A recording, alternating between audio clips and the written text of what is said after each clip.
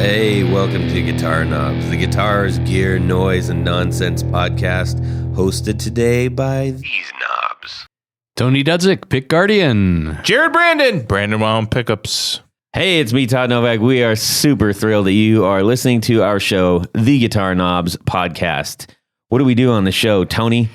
We talk to builders of boutique amplifiers and guitars and pedals and parts and bits and pieces, the occasional pickup maker, the occasional pick guard maker. That's you. Yes. And, We're the champion of the boutique builder. we are the boutique champion. Yeah. As they would say Le in boutique France. champion. Le boutique champion.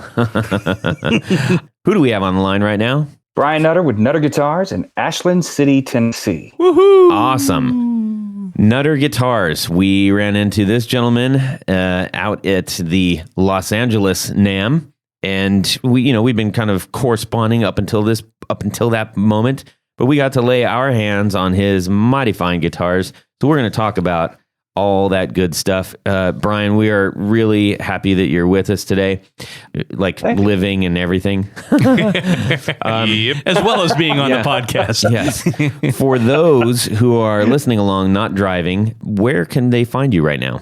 You can find me, the website's nutterguitars.com. You can also find me under Nutter Guitars on Instagram, Facebook, and Twitter as well. I'm probably the most active on Instagram, though. Yes. But I try to sort of farm all the rest of that stuff out to the other social medias. Yes. Slowly waning. Yes. Yes. Yes. Great. So, hey, if you get the opportunity, check out the internet while you're listening and get a good gander at what he's making. They're pretty neato guitars. So, That's a good word. Yes. That should be a model, the neato. The Neato. Yeah, you can have that. I'll just give it to you. How's that? Yeah, no charge. No charge on that one. No charge. I'm just slinging freebies all over the place. Hey, speaking of freebies, we got a couple announcements. Tony, do you have anything? I don't, but I will on our next episode. Excellent. Jared? Cliffhanger. That's the cliffhanger. Jared? No, other than I'm really happy to be back. Excellent. Yes, we are glad to We're have you glad back to in the have you studio. back. We missed you, buddy. Thank you. good to be back. Your presence is missed.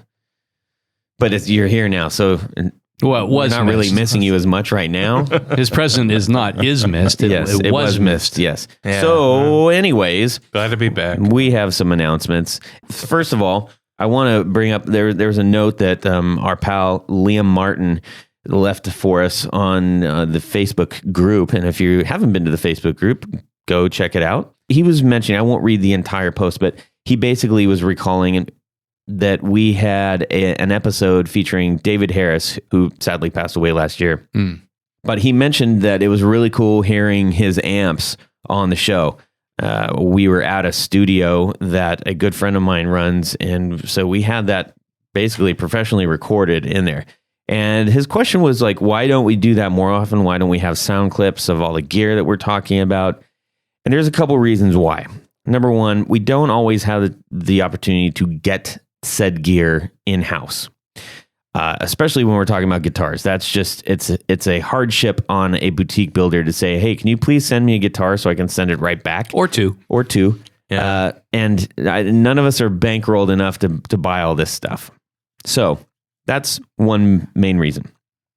The other reason is that it just takes quite a bit of extra production, which this podcast already takes a lot of production for us to do.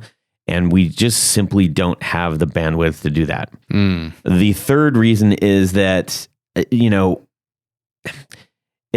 kind of a subjective thing. What you're playing, what guitar you're using, and then it becomes a little bit more about what does this sound like. And our show is really focused on talking with the builder about their backstory and finding out what creates their unique fingerprint within the guitar world.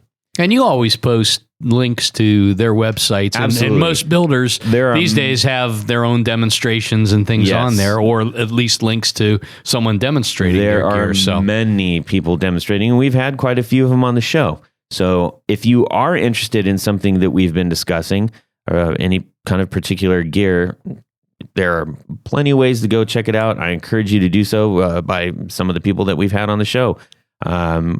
So yes, that's the answer to your question, Liam. Thank you for posting that. I think in a perfect world, it'd be really great if this was our actual day job and we could do that. That'd be kind of fun. Do it professionally. And when are do we it gonna well. when are we gonna do the video version?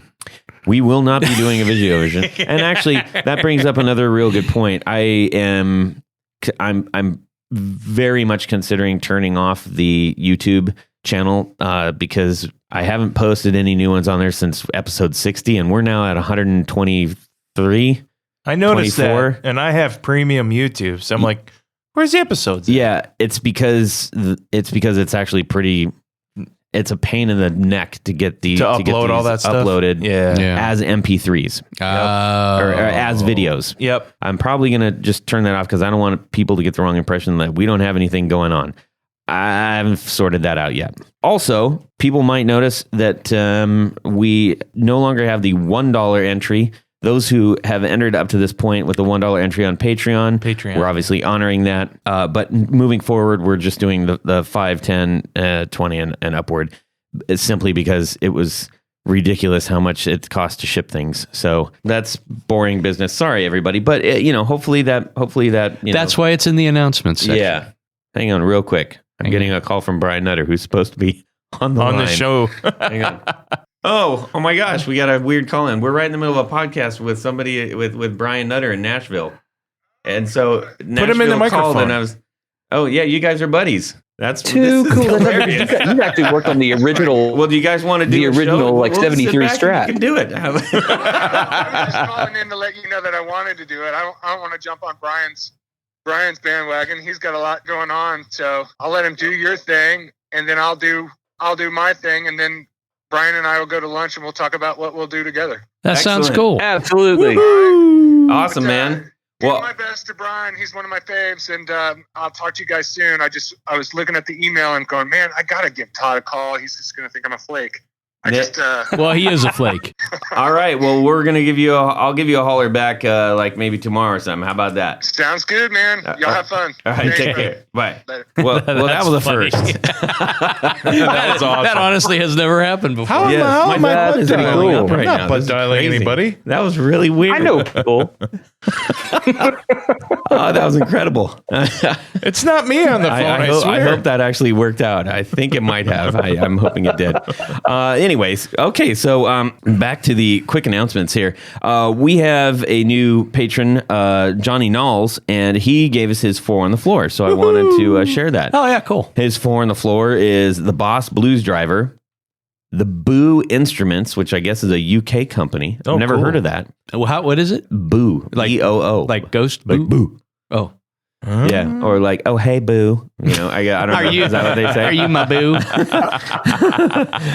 It's the boost pedal Or from Boo. and then or oh that was a terrible Is it a joke. boo boo? Okay, anyways, see Tony always goes one step too One far. step beyond. The DoD Carcosa Fuzz Oh. and a Vox Wah. Voxwa. Yeah, Can't go wrong with a Voxwah. Yeah. I love Indeed. me a Voxwa. So Johnny, thanks for sharing that, buddy. And also, he had this. This isn't like the Johnny segment, but it just so happens that this is relevant news. And I wanted to pass this on. I thought this was a pretty cool email he sent. See, when people send me stuff, I read it. But for the most part, Except the stuff I send you. that's true. He says, "Hey, my wife is always." I don't know why I started to sound like My wife. John Travolta right there or something. Like, You "Hey, did. You Hey, did. my wife is my always. Mr. Cotta. Yeah. Hey, my wife is always totally bored when I talk about guitar stuff. I have been telling her that I've been listening to the Guitar Knobs podcast, and she went, whatever. The other day, I left my phone in her car, and she automatically, don't ever do that, gentlemen. Don't ever do that. Big mistake. Get a burner phone. Boy, oh boy, he must be a good boy. The other day, I left my phone in her car, and it automatically played one of your podcasts, as it should. Well, yes. She didn't know how to stop it and had to listen to pretty much the whole thing during her journey. Although she didn't admit liking it, well, that's fair. She said several times to me since hosted today by these knobs. Ha ha ha. Love the show and keep up the good work, Johnny. Well, that was entertaining. Well, that's Thank great. you. Thank you for Email. sending that, Johnny. Johnny. Pretty funny. All right, gentlemen, let's talk about what happened in our guitar worlds this week.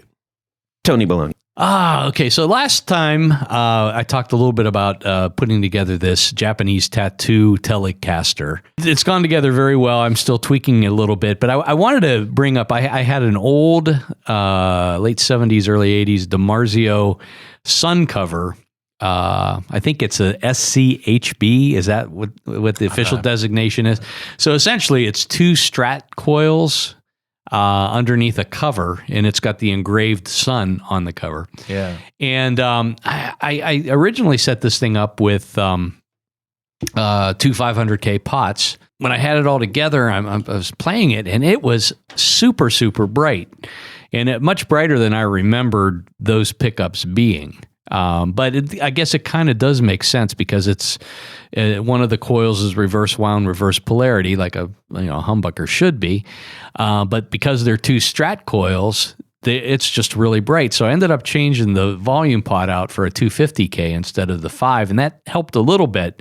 But it's still a really bright pickup, and I think part of it is the body is made of pine, which generally is brighter anyhow. My pine. But I just thought it was kind of interesting. This was a pickup that I stuck on a shelf probably 15 or 20 years ago, and I was just waiting for the right project, and it just works out really well on this one. But I just thought I'd bring that up. It's just trials and tribulations of putting bits and pieces together. Yeah. I really like the old 70s DiMarzio stuff. Mm-hmm.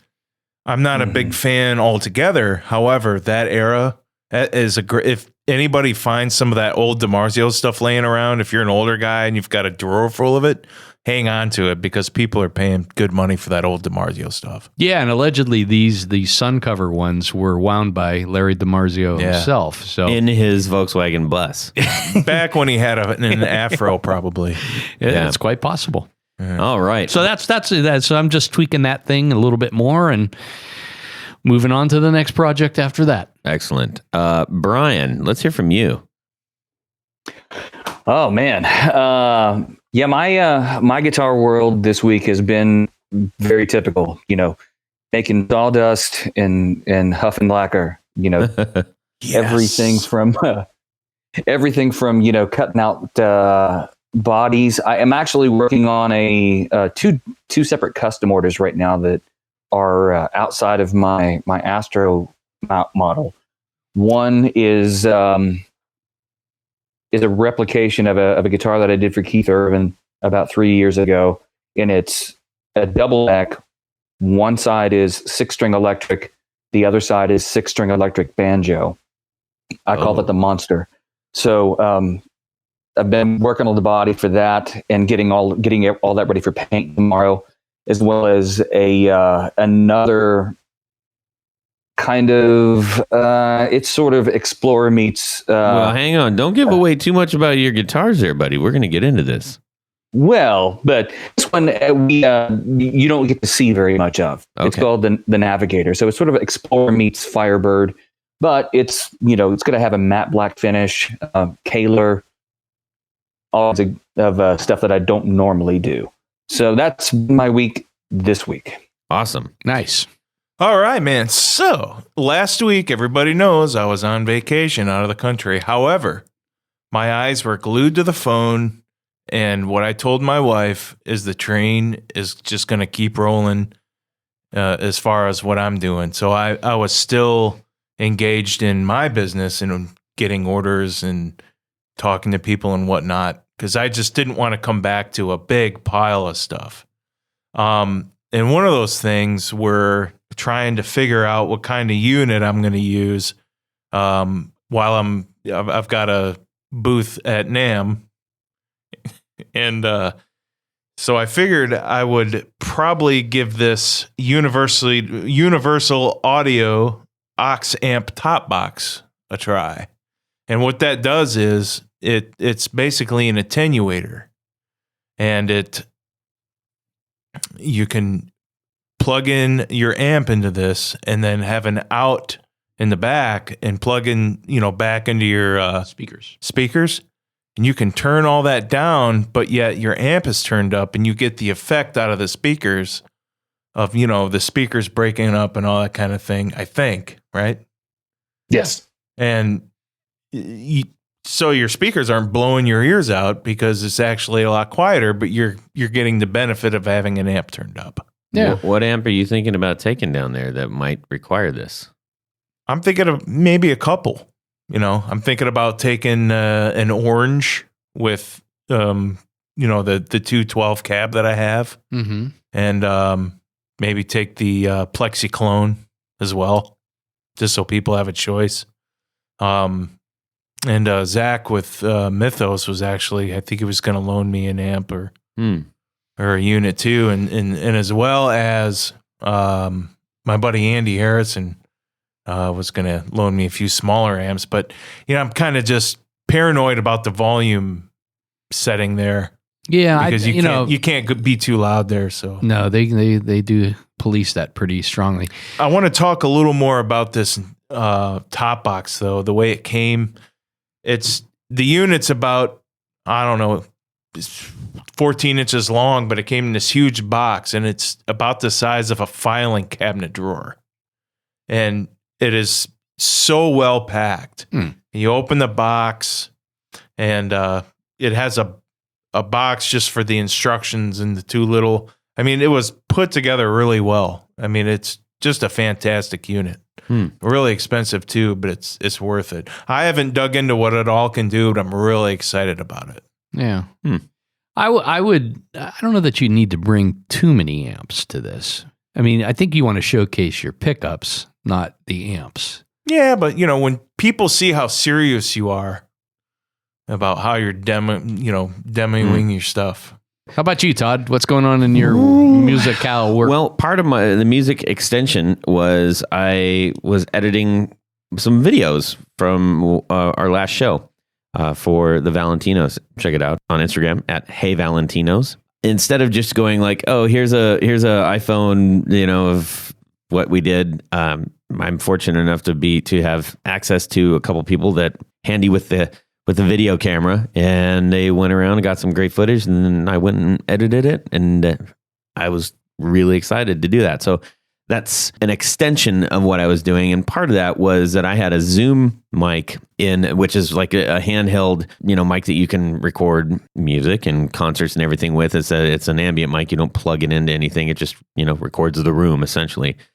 You can plug in 2 direct mics to it. They're pretty affordable. And I just had it out at the booth, and it did a pretty decent job with the room. It got a little boomy, but I think that's just a positioning that I had to deal with.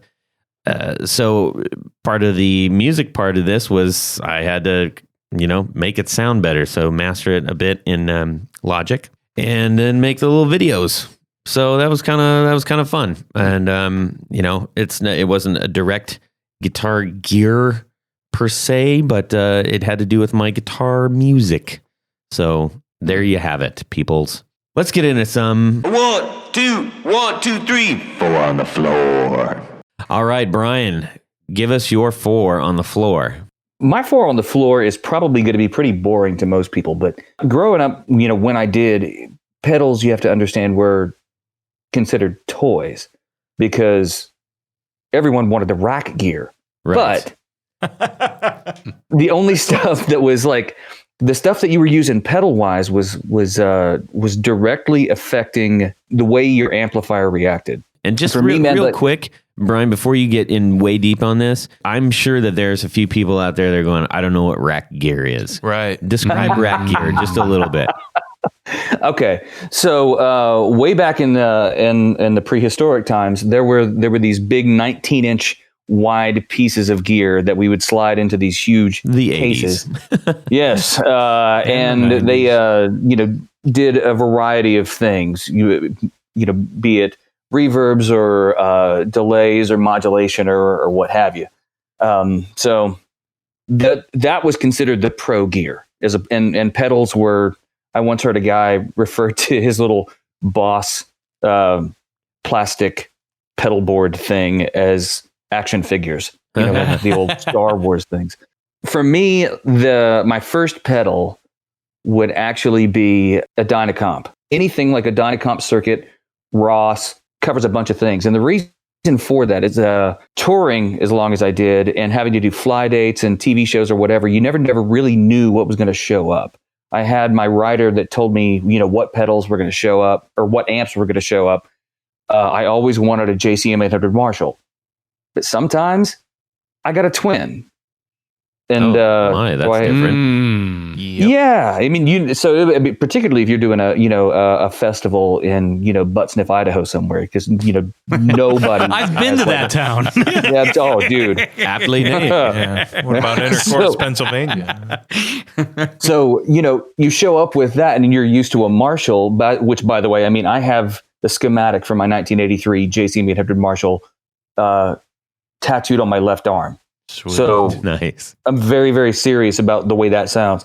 So the compressor I don't use as a smasher so much, unless I'm doing like a hardcore old country gig. But I use the compressor much more like a boost, just to drive the front end a little harder and maybe squish it a little. Mm-hmm. It can also be used to add just a little bit more gain. So that's the reason for the compressor. And it doesn't need a tone control. It doesn't need to be like all fancy schmancy. I just needed something. All of the pedals that I'm going to talk about, I wanted to be able to buy them in any store, anywhere, if it died. That's a common theme with touring musicians. Yes. So that was that's the biggest reason for the Dynacomp. And man, it's a cool sounding little box. It does a neat thing. And the Ross circuit, if you guys know anything about pedals, you can actually build a Ross compressor on the circuit board for a Dynacomp. It's the same thing. Interesting. What do you have for number 2? Pedal number 2 would be any kind of tube screamer derivative. We'll go with a TS9. And the TS9 is what everyone would use it for. I don't use it for like drive, like into a clean amp. I would use the tube screamer in front of something that's already overdriving. Right. The tube screamer by itself, if it's in front of something that's already clean, it's a horrible sound. It's that mixture of like fuzzy, clippy sound and the clean signal as well. And I have never seen a reason for that. There was a manufacturer who probably still makes this. I'm not going to name them, but it has an actual control where you can turn your clean level up. Why do I need that in my overdrive? I don't. So whenever I use the tube screamer, it's in front of usually the Marshall or something like that. Something that's already really pushing a lot of air and is starting to grind. So you use it to push it over the edge. Absolutely. I do the same thing. Yeah. But the tube screamer also, I mean, and it could be any of those. It could be a super overdrive. It could be a full drive. It could be a Nobles. And when I say tube screamer, I mean like all the way down to the sound tank up to whatever version's out right now. As long as it's that asymmetrical clipping in the first section of the first stage of the op amp kind of overdrive stuff. Right. That's what matters. All right. Dig it. Well, that certainly isn't the first time a tube screamer's made it onto the 4 on the floor. And it won't be the last. What do you have for number 3? Number 3 would be a mid to high gainy box. This box would be used only if I got a clean amp. Can you be specific? I will be specific. So I would probably pick a Boss Blues Driver. Oh, interesting. The Blues Driver plays well with other overdrives. So if I'm using in conjunction with the blue, and I would use the Blues Driver as like the main sort of crunch rhythm sound into a clean amp. I wouldn't use it in front of an already like hot rodded Marshall. So the with the Blues Driver on, I can now sort of like bump up its sort of pick responsiveness and maybe a little bit more gain with either the compressor or push it into like shredland with the tube screamer by stacking any and all of that stuff up. I wouldn't turn all three on at the same time because then that turns into just a mess. But it would either. But again, being on the road, it was like whatever I could get my hands on. So substitutions for that would have been, anything from like a Sir Riot or a full tone OCD. Mm-hmm. In a perfect world, a BK Butler tube driver. But the BD2, you can buy it everywhere. Yeah. Yeah. True. Utilitarian at heart, I see. Oh, wait till the next one. All right, give us number 4. Can't be a tuner. No, it's not going to be a tuner. It's actually going to be more useful than a tuner. So the last one would be the Boss GE7. Uh-huh. Yeah. Okay. The GE7 is really, really overlooked because it's great for a lot of stuff. It's a tremendous boost pedal. If you set everything at Flat. 0 and then crank the output level all the way up, it's really killer. That's Where an do old you school. use that? What's that? I mean, in your chain, where do you like to use that? Basically, the way I'm laying these out in order would be the chain. Okay.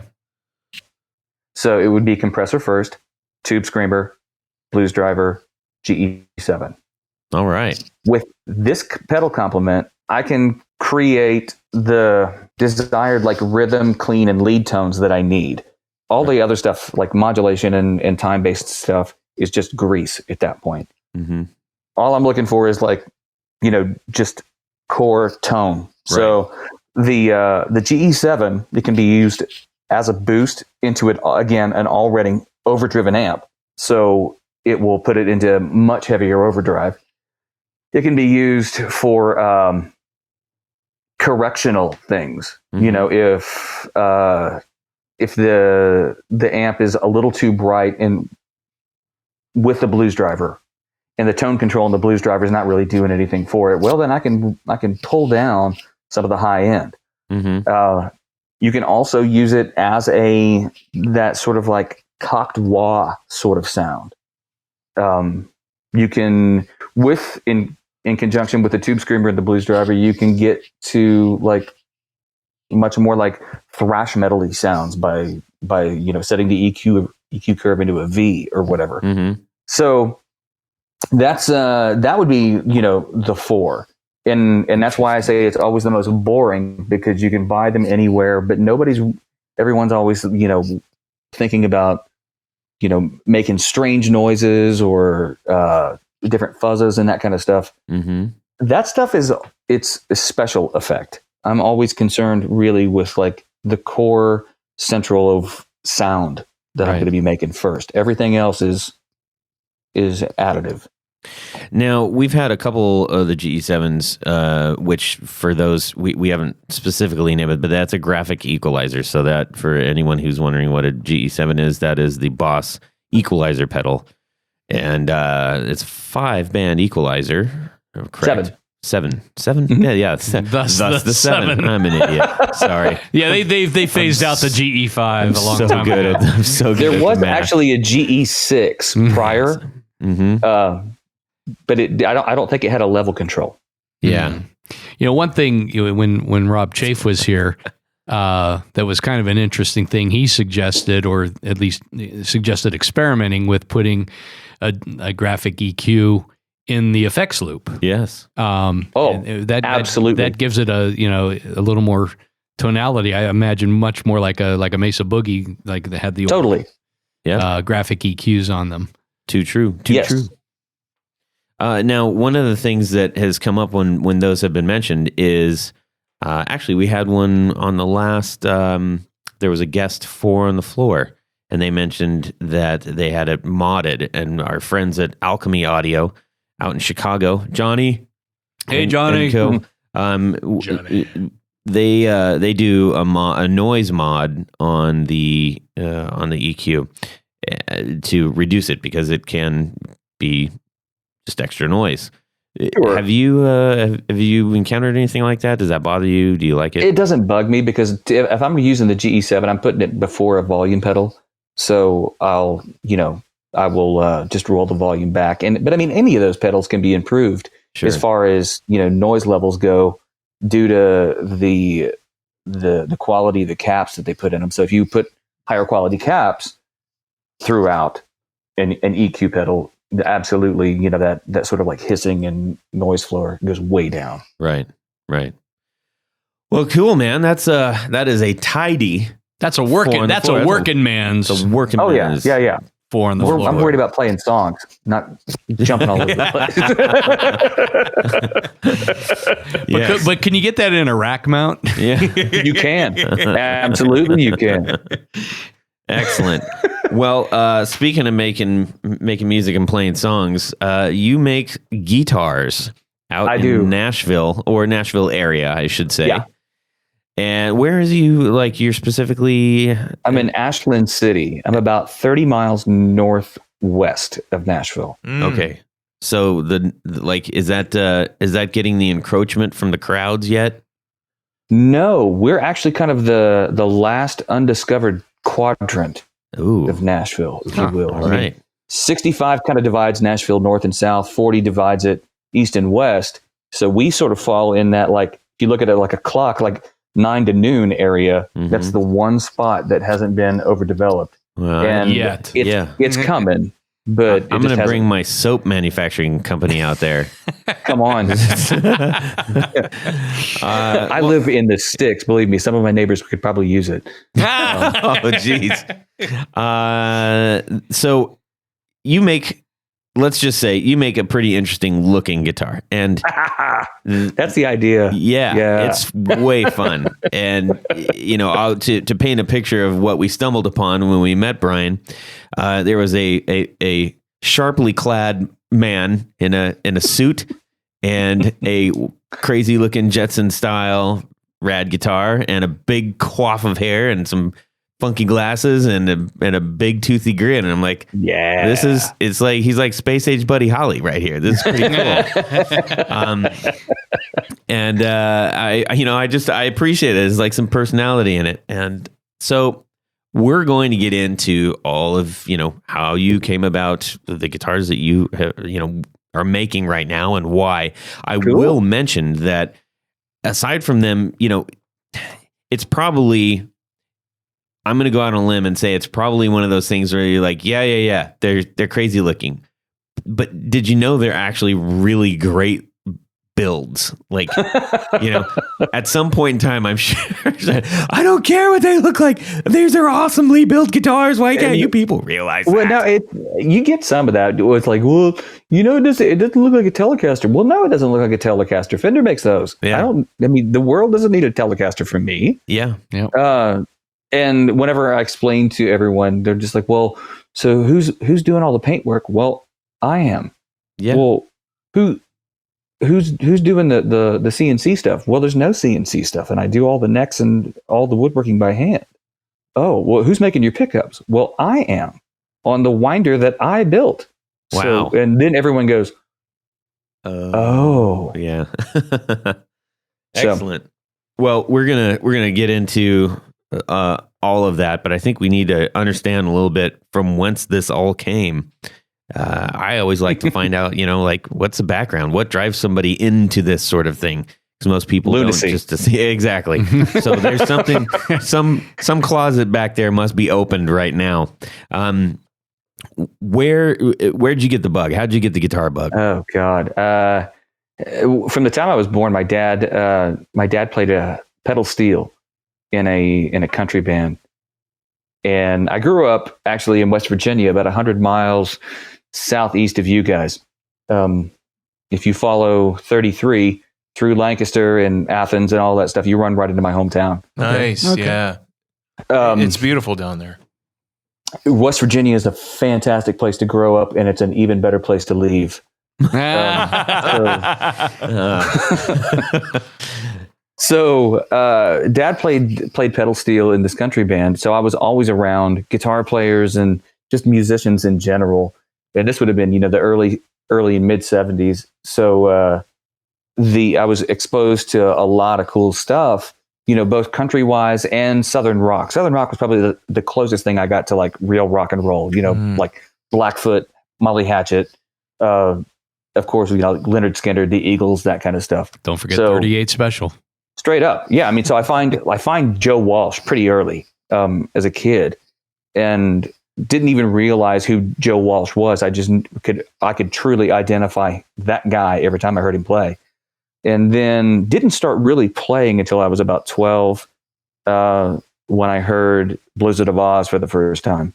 Yes. And that freaked me out because I'd been around electric guitars all my life at that point, up to 12 years, but not a single one has ever made that noise before.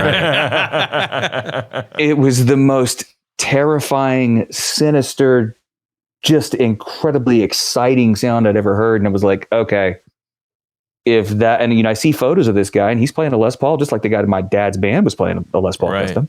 So how did he make his sound like that? So, of course I dive truly headlong into the, heavy metal of the time and learning how to play. And eventually, I became like straight up disciple of guys like, Paul Gilbert and Malmsteen and George Lynch and that kind of thing. By the time I'm 17, I'm wanting to hot rod stuff and, mod things. And I'm getting Stu Mac catalogs and reading all of the trade secrets, electronic stuff from like Mike Winslow and all, just all of that stuff. And just, get an iron and, start swapping out pickups and whatever. Then I buy parts from Stu Mac, bodies and necks, and start sticking stuff together. And by the time I go to college for a little while for music education at WVU, and I realize about halfway in that, if I just go play sessions, I would make like 3 or 4 times the money I'm going to make as a teacher. So I'm going to do that. So I moved to Los Angeles, and I bought this creeper van from West Virginia Paving and stuffed everything that I owned into it and drove to California. Wow. I still drive a creeper van, by the way. I affectionately refer to this one as Creeper 3 because it's the third one. But so I get out to LA and I'm working at like West LA Music and doing I had a very small stint at Guitar Center in Hollywood. My employee number is 004793. You will never forget it if you've ever worked there. And during that time at West LA Music, I started playing sessions, but I also met Tom Anderson and Don Grosh. And it was Don Grosh, who still has a very successful guitar company out in Colorado, who's since moved out there. I was like, dude, I was just fascinated by guys that made guitars, and told Don, I was like, man, I got to come by the factory sometime. He goes, factory? We built these in my mom's garage. Oh, wow. And it hit me like a ton of bricks. It was like, oh, people make these, not factories. Like, guys make these. Mm-hmm. So then from there on in, I made buddies with Don, and then just started like buying every book that I could and getting deeper and deeper into the whole thing. And by the time I moved to Nashville in like 2000, I actually meant to be, I wanted to be a guitar maker in Nashville, but I got here and no one wanted to buy anything from me because nobody knew me, or, so, I need to eat. Right. And I got a guitar tech gig through friends, because there was piles of friends from West Virginia. I swear I thought you were going to say you became a male prostitute, and I was just like, oh boy. Ron Garvin. What's wrong with that? Excuse me, I got to move this truss. Exactly. Okay. With your white creeper van. I'm going to make a small adjustment. I get this guitar tech gig for, at that point, a new up and coming solo artist named Keith Urban. So I go out. I think I've heard of him before. Who's that guy? Well, the bass player in Keith's, not at that time, but in Keith's previous band called The Ranch. His name's Jerry Flowers. well, Jerry and I are from the same area in West Virginia. We have all the same friends and all the, musician friends and whatever. So I meet Keith and I tech for him for like 6 months, and I get to looking around and I'm like, it would just be easier if I played. So I started getting playing gigs, and from there, my playing career kind of took off and got in the way of my building career. So I played with like Lone Star and went on to play with Taylor Swift. I went back to Keith's band for about 8 or 9 years, and then played with Dierks Bentley and Michael Tate and Toby Mac of DC Talk, Rachel Lampa. Just did a bunch of stuff playing wise. 2014, I stopped touring with Keith. My wife and I did a record in an acoustic tour all over the United States. We played like 180 gigs doing just house concerts. Wow. So basically playing in people's living rooms. And it was on that tour that we found out that she was pregnant with my daughter. Ooh. So that's what happens when you leave every gig with a hot girl. Right. So There it is. and then whenever she was born, I was like, look, I'm not going back on the road. That's just not happening. Right. And so I told my wife, look, I'm going to retool. I'm going to retool up and I'm going to do guitars again. So if you want me to make something for you, tell me now. She goes, okay, I want a rocking chair. So I built her a rocking chair. And then since late 2014, I've been making guitars headlong. And as of like October of this last year, I teach 2 days a week at Musicians Institute Guitarcraft Academy here in Nashville. wow. That's Right really on. cool. That's cool. Yeah. Yeah, I failed to mention, aside from being a sharply dressed chap, holy moly, man, you can play. Oh, To the point, like, he's like, yeah, check out my guitar that, I've been wanting you guys to check this out. And his fingers start flying, turn into spaghetti. And he's like, here, try it. And I was like, I'm good. The Nashville chicken picking. thank you for that. I'm all filled up with that right now. Thanks. Actually, most of NAMM was thankful that you didn't do that. anything, but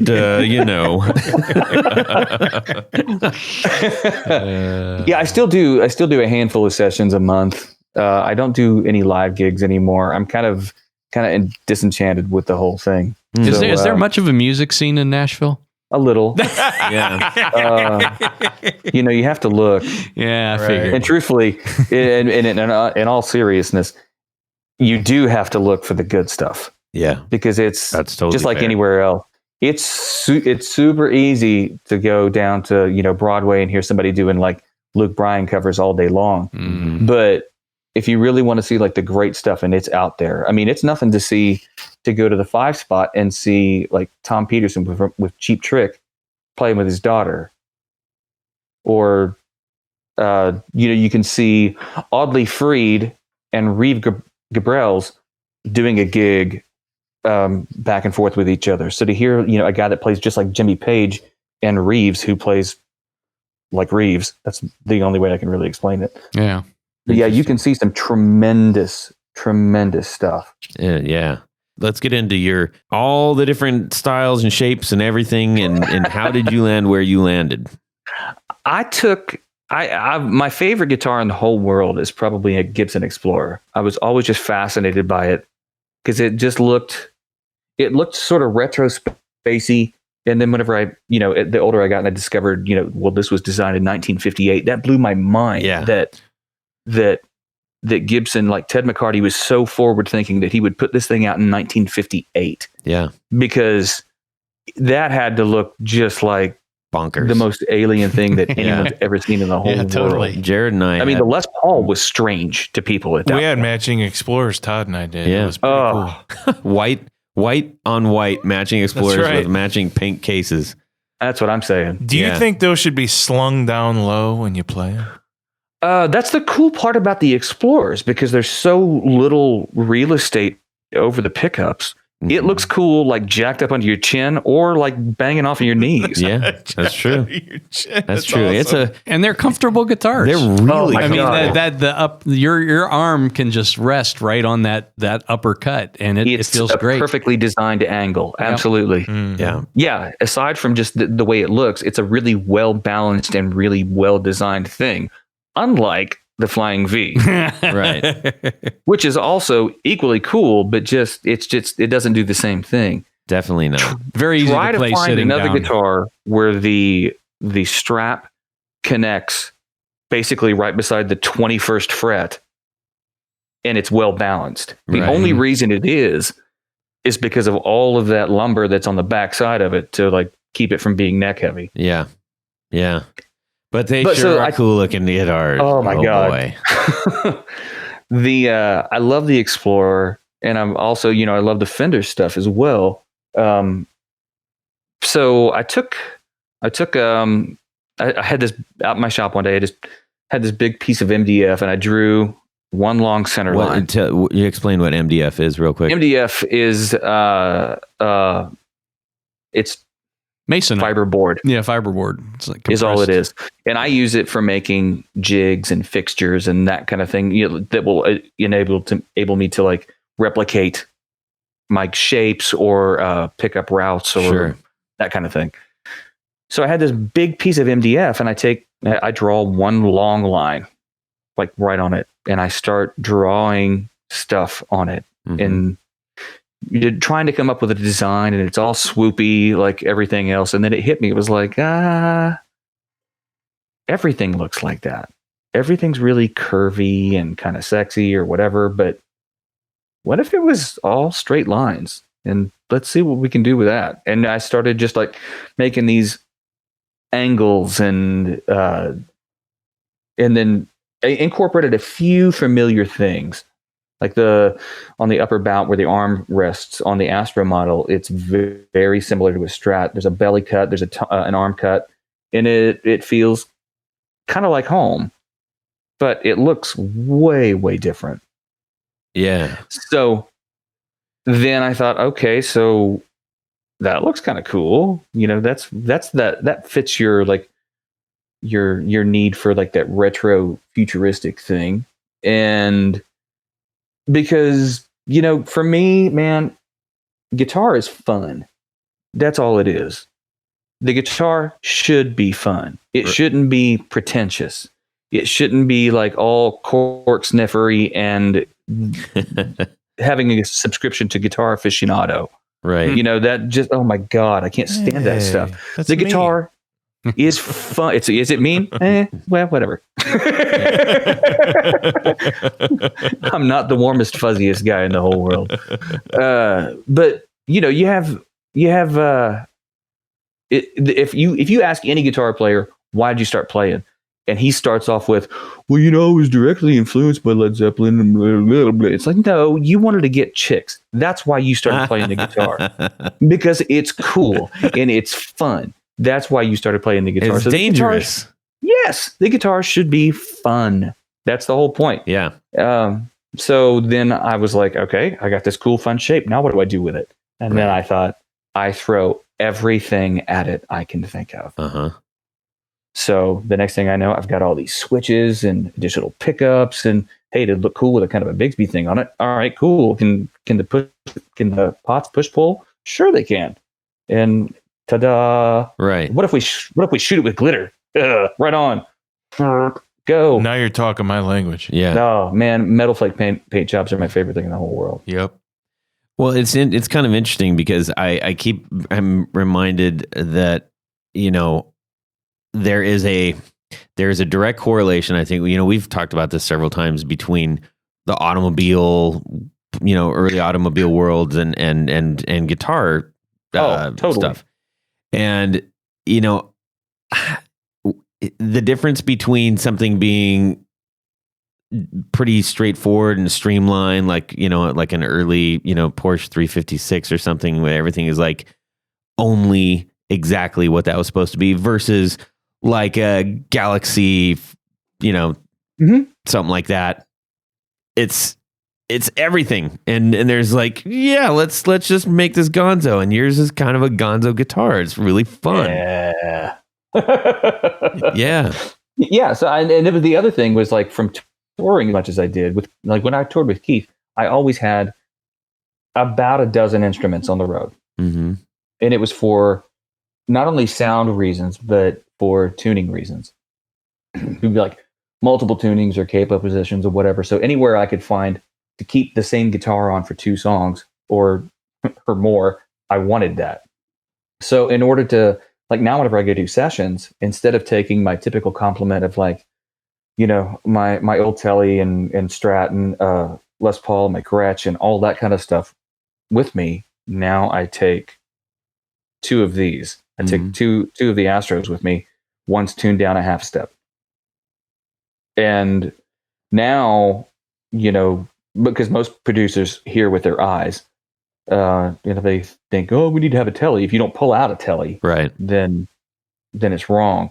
But now they know me well enough, and now not only as a player but as a builder, that whenever they say Telly, and I flick a couple switches, and they go, yeah, okay, Yeah. There it is. let's go with that. Your guitars actually are, I think, closely remind me of Frank Daimel's guitars out in Germany, who also has a Absolutely crazy amount of switches and doohickeys and goodies, and he embraces does the fun aspect too. seriously cool stuff. Yeah. His finishes are really, really hip. I understand you wind your own pickups, and me as I a do pickup indeed. winder that does it full time, and I do sell to a lot of different guitar builders, resellers, or customers, or what have you. I wanted to say I find it very, very cool when a guitar builder builds his own pickups, Thank and so I wanted to ask you with that. Just briefly, how did you build your winder? Like, what kind of motor did you use? I mean, just real briefly, what made you make that decision to do them yourself? Was it a cost thing? Was it a inspiration thing? Well, you know as well as I do now that it's certainly not a cost and time thing. Right. Yeah. Because making pickups is the best way I can ever explain making pickups is fiddly, because it takes a while, and I've got to sit there with my Optivisor on. I feel like Dan Early one every time I do it. And I'm but the reason for making the pickups is I always felt like I would have more control, not only over the way the guitar sounded, but the way the guitar looked. Like aesthetically, I wanted the pickups to look a little different than everyone else's. Yeah. The same way I want the guitar to look a little different. I don't necessarily just want to drop in a double cream like dual sound from DiMarzio. Sure. But so I thought long and hard about the way I wanted to make the pickups. I knew the way I wanted them to make them sound, and I considered doing truly like proprietary looking things. But then just knowing the way I am as a player and the way most guys are, at some point somebody's going to want to swap out something, and they don't need to have to mess with. They'll be like, oh my god, well, this thing's got these pickups in it, I can never change them out. So I chose to go with a humbucker platform, and I also do like a P90 style as well as Strat style. The bread and butter inside that humbucker form. Yeah. Well, that's really cool. I just wanted to point that out and compliment you on that. Thank you. Now the winder, whenever I first thought, hey, I can probably make pickups too. This has been 25 years ago. I bought that Jason Lawler book. Right. Yeah. And I made that winder. So I'm using.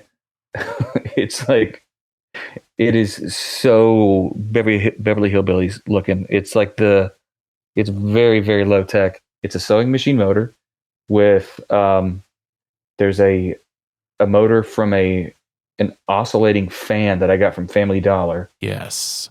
and there's a little cam on that, and that's what pushes the rod to guide the wire Right. inside the bottle. Traverse. Yeah, that's so cool. Yeah, that's really interesting. And when you look at that kind of ornate thing that people build on their own, you don't see it anywhere else. To me, that I admire that about people that can build their own machine. Mm-hmm. Thank you. You know, I think one of the reasons I had to just verify it, because I remember when I first saw your guitar, it was like there was something as unique as that is. There was something I was like, wait a minute, this feels like something that I already like, and I couldn't put my finger on it, and I literally didn't put my finger on it until just now. It's the Electra Outlaw bass.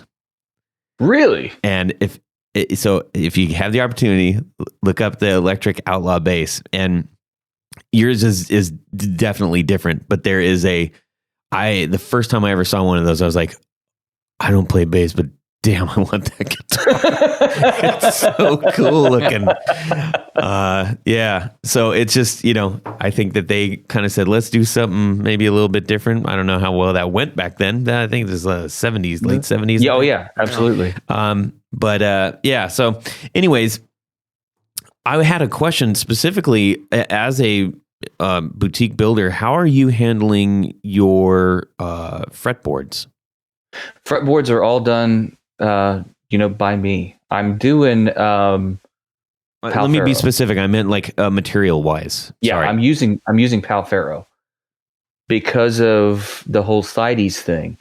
And Palfaro actually carries 3 different names depending upon who you're talking to. Guitar players know it as Palfaro. If you want to make it sound fancier, you can call it Bolivian rosewood, which I have done. Okay. But lumber suppliers usually will refer to it as Murado. Ooh, kind of like that name. Now, technically, Murado. It is not for the CITES thing. And what I'm talking about there's it's spelled CITES, and I think it's an acronym for something. Right. But it's a governing body basically looking out for endangered wood species. Right. In the entire the scientific name Dalbergia line is rosewoods, all rosewoods. Murado or Palfaro is technically not a Dalbergia. It's I forget the other scientific name for that, but that's how it sort of falls outside of that. So if I was going to ship this guitar anywhere in the world, then customs is not going to give me a hard time about, well, you're violating blah blah blah. Right. But at the same time, aesthetically, it's brown wood. It looks kind of like East Indian rosewood. Mm-hmm. It comes in, color wise, it can be darker brown. Sometimes it's much lighter. The stuff that Fender gets is usually much lighter colored. But the stuff I've been getting lately is really, really dark. Interesting. Cool. And I know that one of the other neat things I like about what you're doing is you're splitting the dots on the neck, which I appreciate. and man, thank you. Yeah. I did the dots like that, and then I put the first few of them out, and then I saw that my buddy Doug Cower has the dot configuration like that on his Titans. Mm. And I was so mad. I was like, no. and then it hit me. I was like, well, how many guys make make necks with the dots like right down the middle and split at the 12th fret? Yeah. So, and he's not the only one doing that either. So, well, it totally. And, I buy Doug beer whenever I see him. So. Yeah. And so for those who don't know what I'm talking about, splitting the dots, essentially what we're talking about is, if you are looking down at your guitar, the first 9, I believe, are not in the center of your fretboard, but they're closer to the low E string. So they're closer to you, which is great if you are having a hard time seeing things. Totally. And then from 12 on, those are on the high E side of things.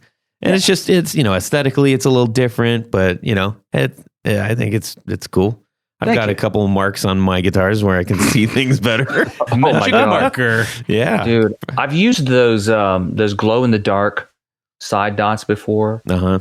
You can't see them that well either way, Mhm. really. I mean, they work kind of okay, in normal light, and they work kind of okay as long as they're charged up in dim light. But I don't know. Well, hey, It varies. Paul Simonon of The Clash, amen to them. Mhm. He literally had the notes written on the top, behind, at the top sort of rolling arch of the neck. I So did where not your know thumb that. sits, were actually written on there because he That's didn't know how awesome. to play bass. That's fantastic. Isn't that I did great? not know I that. like that. Now, I've seen lots of guys use whiteout over the side dots. Oh yeah, I guess I would. Yeah, that's a good idea. There's all Yeah. kinds of ways, and you know what? You just got to make it work. You got to Totally. make it work. That's it. You got a show to do. What are you going That's to do? right. You got to know what note to play. That's right. Exactly. And the lighting guy, that dude is your friend or your enemy. Yes, indeed. So what we talked a little about fretboards and things. What other types of wood? I mean, what's your preferred neck wood, body wood?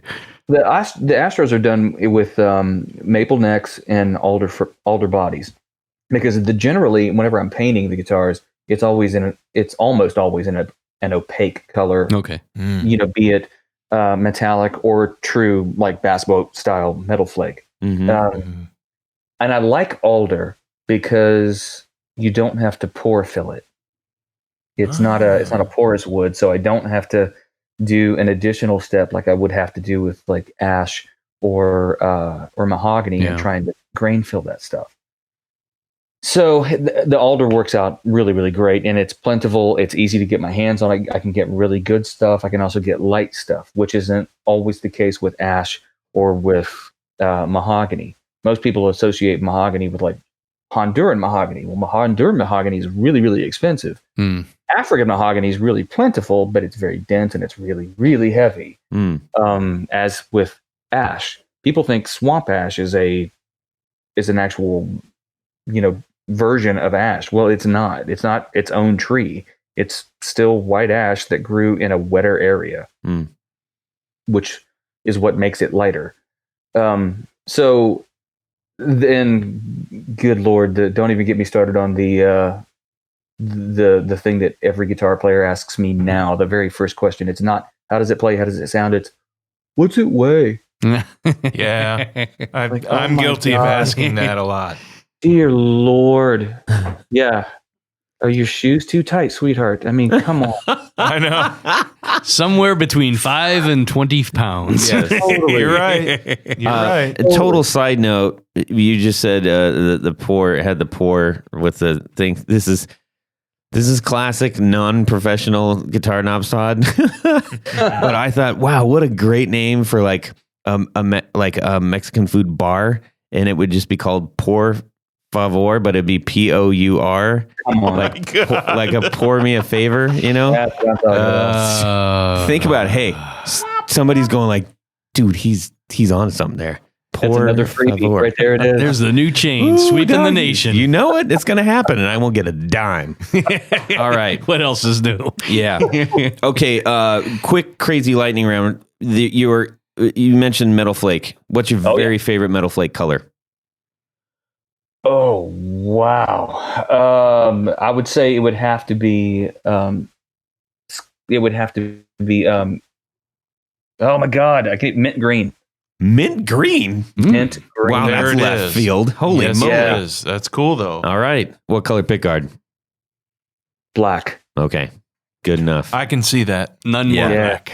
Yep. So hopefully people have taken a moment to go check out your guitars. But if they haven't yet, please go check his stuff out. It's really cool stuff. And we didn't get into all the heavy duty electronic bits, but I'm telling you, this guy puts a ton of thought into the guitars. I spoke with a friend of his who just went crazy trying to explain how thoughtfully made these guitars were and all of the intricacies within.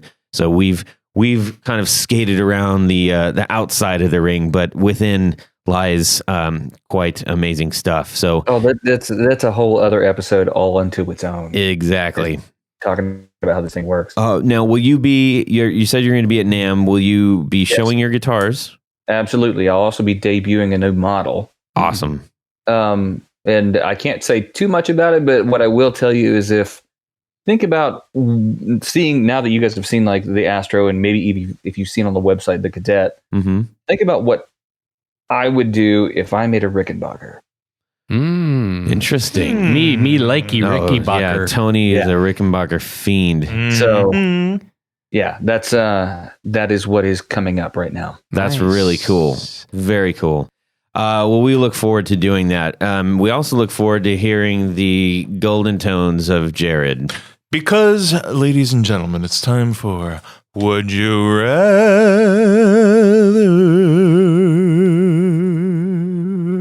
All right. I liked ours better last time. Yes. I don't know how.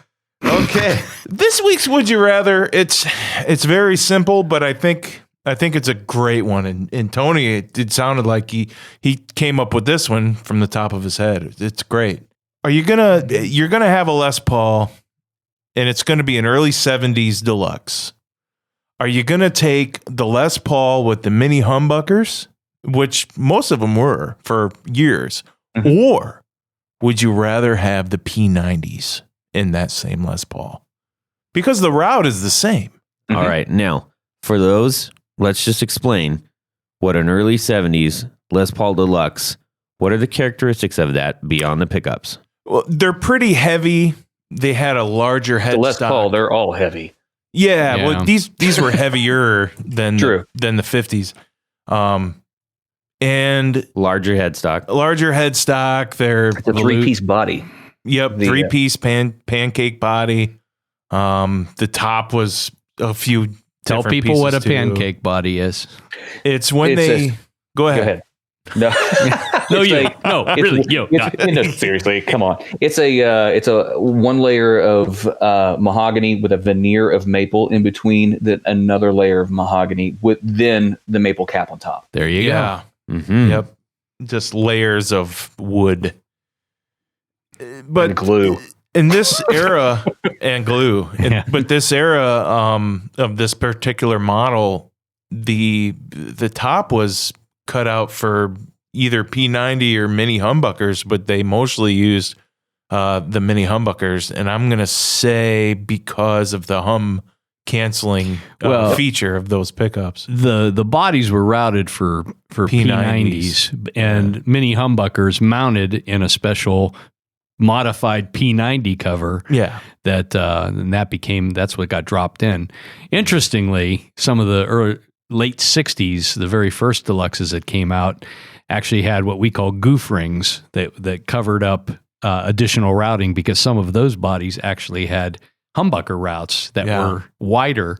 So there's a little maybe quarter inch. Yeah, if you look that's why we have Tony on the show. You look up I didn't know that. Yeah, or type in goof ring in Google, or 1968 Gibson Les Paul Deluxe, and there's a little ring that covers up that extra route that goes around the P9. One of the reasons I know is I make them because a lot of people want to replicate that look. Interesting. I had a 70 with the goof rings, and I believe they were just tacked on. There's pins, just little 4 pins in the corner. Come on, hey, real quick, because this just came up on our forum. Now we mentioned, and it was probably me that made the slip, but we were talking about mini humbuckers because I had just put one in my jazz caster thingamabob that I. Well, somebody just name the thing for me. It's called Vinny, but whatever. And I said blah blah blah Firebird, and my bad. But explain the difference, if you will. Just take a moment and say, okay. Seemingly, a lot of people would be like, "That's the same thing, is it not?" It is not. It's structured slightly differently. A Firebird pickup, there is no pull pieces that pop out of the cover, and there are 2 small magnets that actually fit into the 2 very small bobbins. Mm-hmm. And the mini humbucker has a larger magnet and just one magnet. and it's pretty much just like a normal humbucker. You have a set of poles, and then you have a set of one long slug on the other side. Interesting. I believe that was Coach Schneider that mentioned that. I could be wrong. Actually, the one I built I believe it is a Firebird pickup. Nice. Yep. I don't know why I said nice. Just because I like weird things. It's fine. It's cool. Haha, look what I have. La, la, la, la. Okay, anyways, onward with the Would You Rather. That's right. Tony. I think, and this is just, it's just personal preference, but I think I'm going to go back to P90s on it. Not bad. The mini hums are good, and a lot of people think that it's closest in tone to a P90, only without the hum in terms of frequency response and that sort of thing. But there's something, I don't know what it is. I think P90s have a little more growl to them. They're noisy, but I guess you just, that's the byproduct of having that type of pickup. But and to me, sometimes it looks a little goofy to have the mini hums on a Les Paul. It just looks out of place to me. So I'm going back to the P90s. Nice. All right. Jared.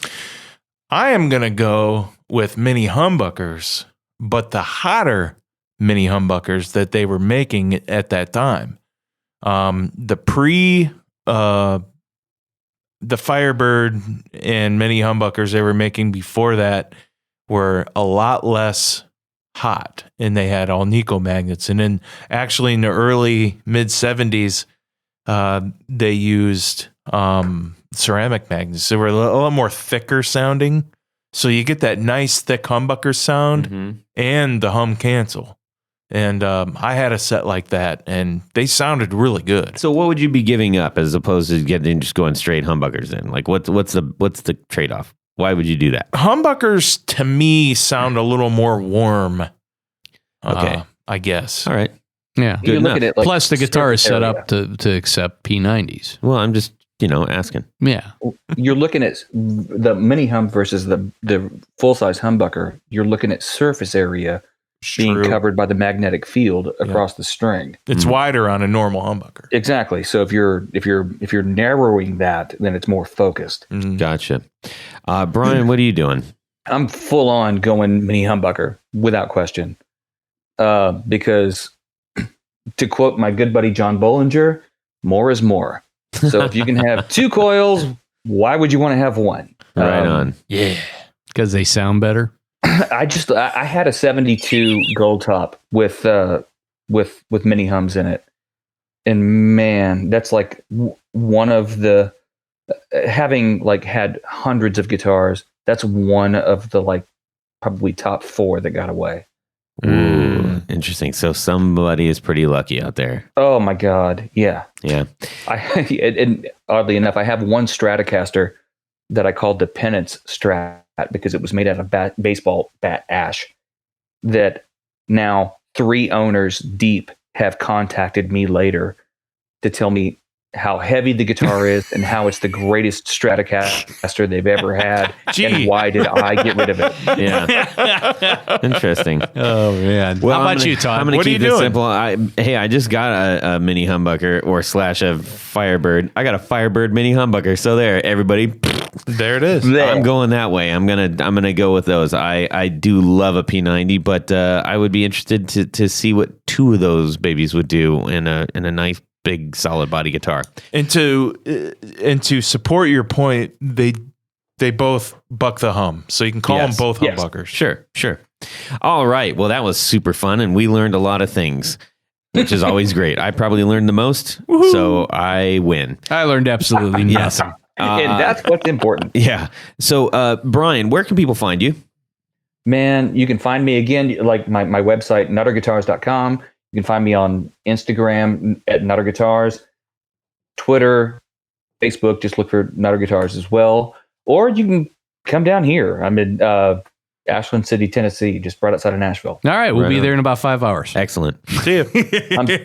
So up and until Summer Dam, anyone that calls me or emails me and mentions that they heard about Nutter Guitars on the Guitar Knobs podcast, I will offer 10% off of the of any of the guitars that I do. Wow. Nice. That is truly generous. Thank you so much for doing that for our listeners. Thank you guys for having me on. This has been absolutely. so cool. Yeah, man, that's really cool. I really do appreciate that. It makes me so happy when people do that because,